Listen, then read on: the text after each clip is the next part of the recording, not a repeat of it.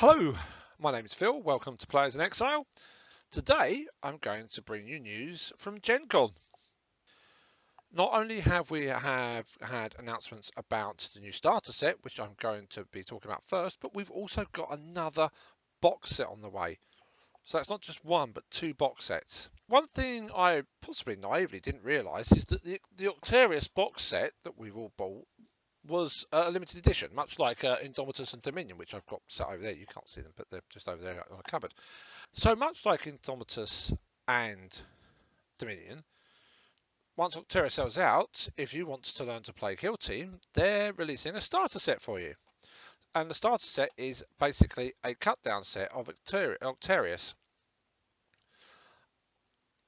If we scroll down, this gives you a good idea of basically what you get models wise. You get both the Commandos and the Krieg units, but you get a much heavily reduced version of scenery. None of the big buildings, none of that sort of big central castle unit that we got in the Octarius set. You just get some basic barriers, really. There's no vantage points, which is a little bit sad, really, to be honest with you. They could have included maybe one or two of those buildings, and maybe a few less of these bits instead, so you did get the vantage points. I think it's funny, they've got the barricades all over on the left-hand side, when the barricades would probably be halfway there and half over here, but, you know, maybe the person who set the picture up hadn't played the game.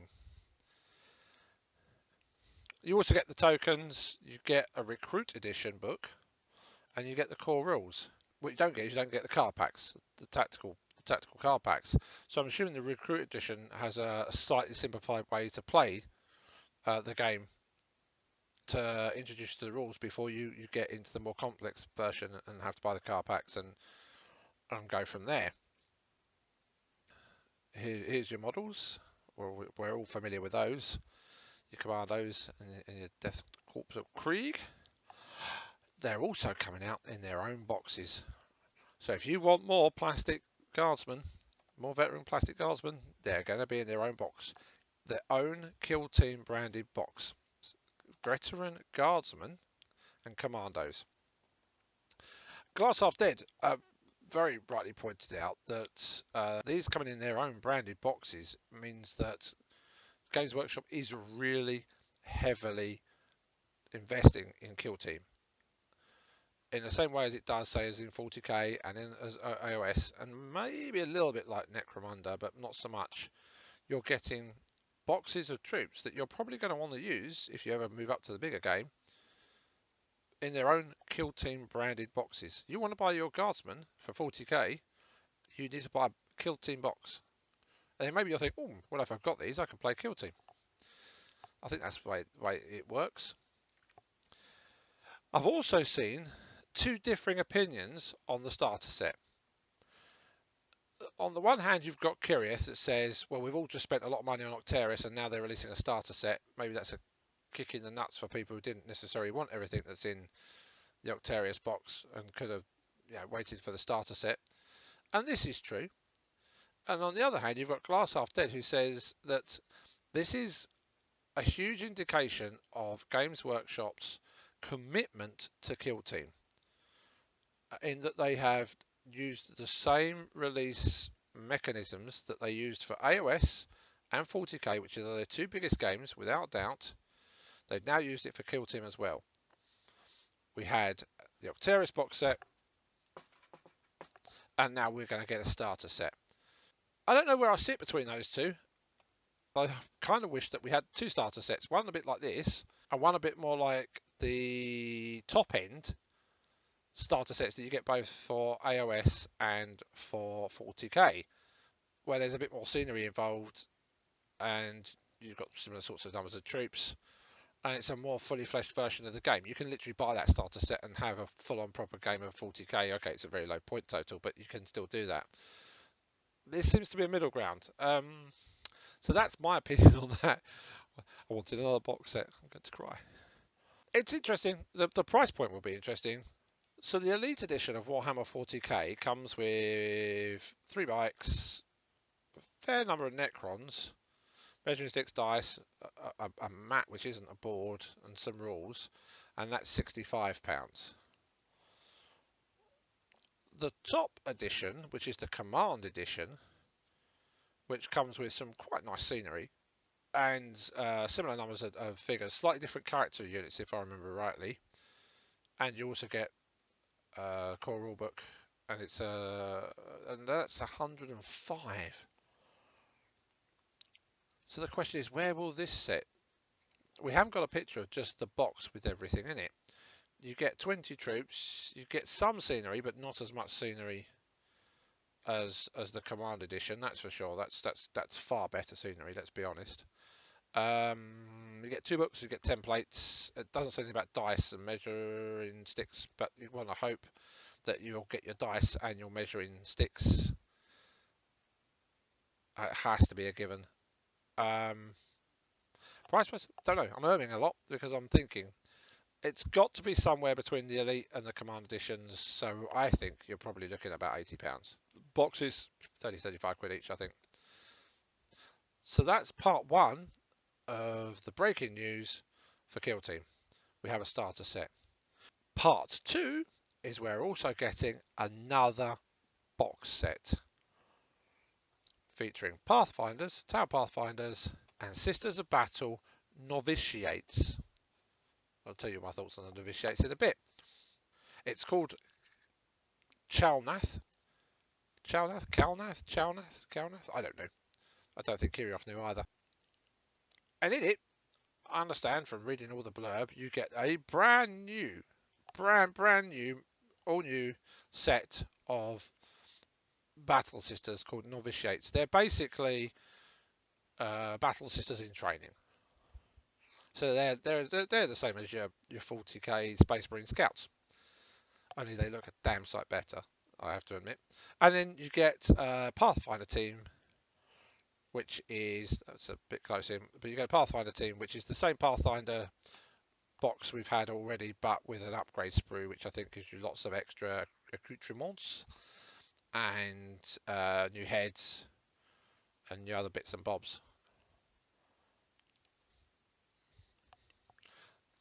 So these are the novitiates. Now, my first thought when seeing these is they are quite literally nuns with guns. I can't remember. I think this is called a Semple and a Coif.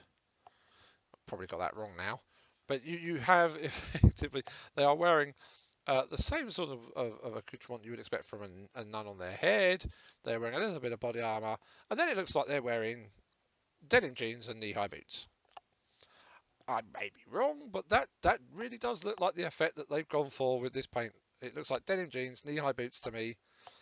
Um, People are theorising that this is a stubber, an auto stubber maybe. That is a beautiful looking sort of mace with incense coming out of it, I presume.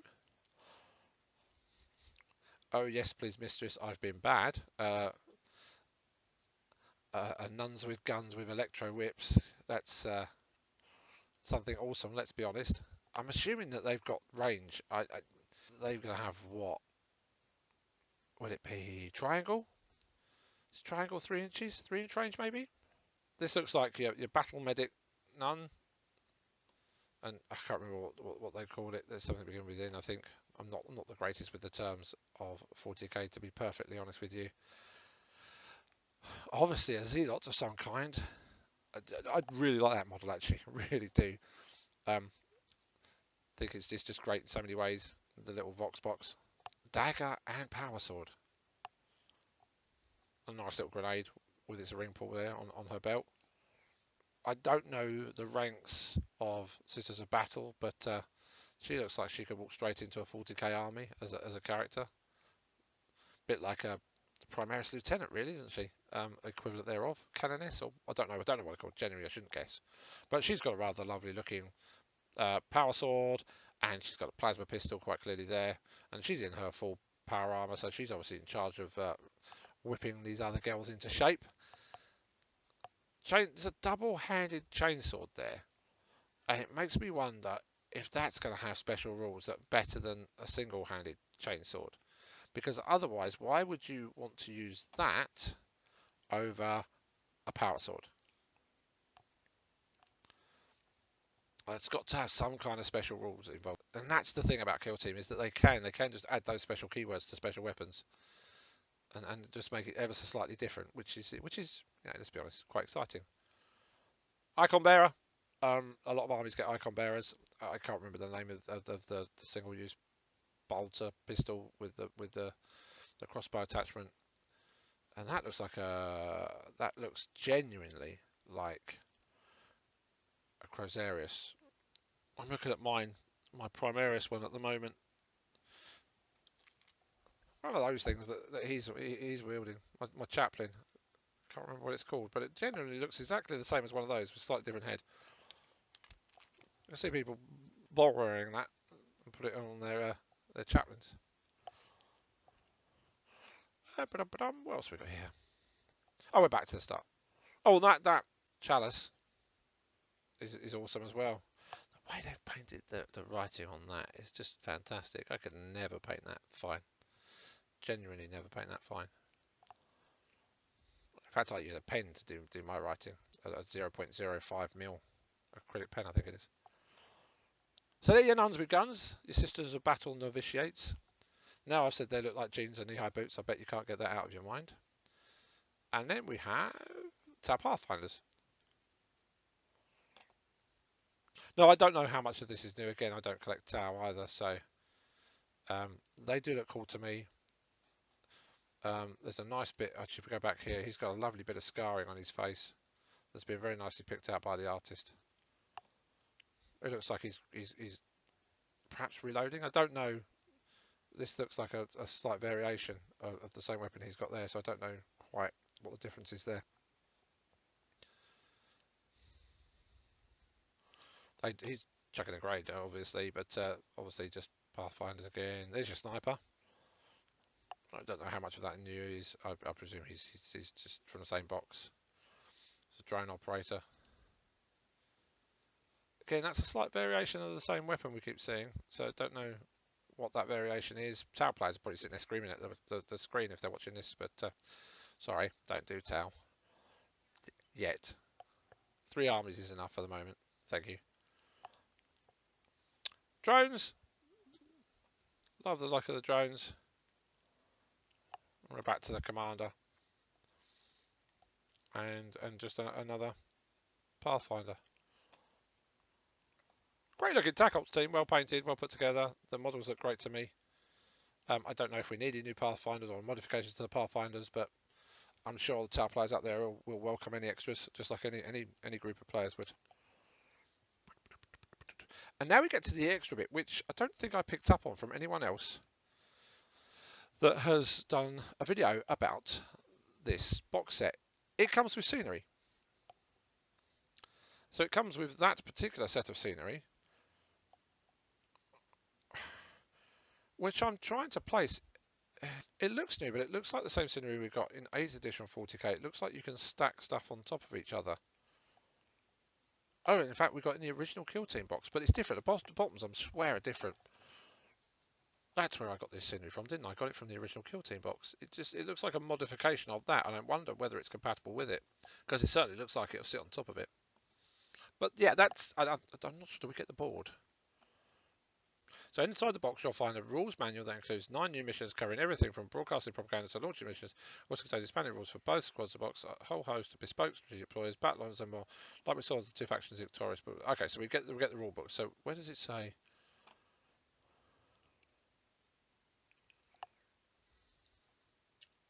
Yeah, it doesn't tell us whether you get the board or not.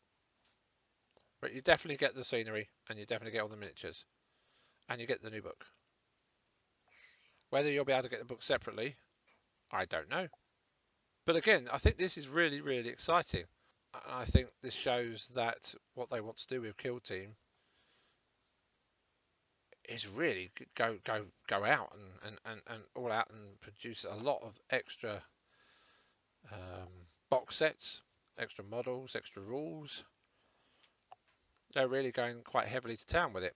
One thing I found myself thinking about while sat here and looking at this and looking at the fact we've got new models and we've got upgraded models is, could they do something like true size Grey Knights?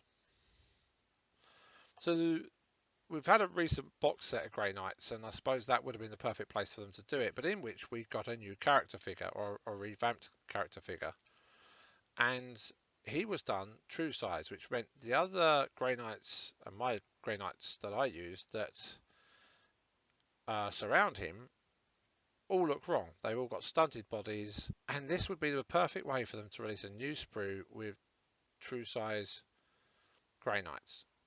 That's food for thought, and I'm going to leave it on that note. So I'll thank you very much for watching me. If you have enjoyed this, please like and subscribe, and join me next time when I look at more things to do with Warhammer Kill Team, 40k, OS, and Dungeons & Dragons.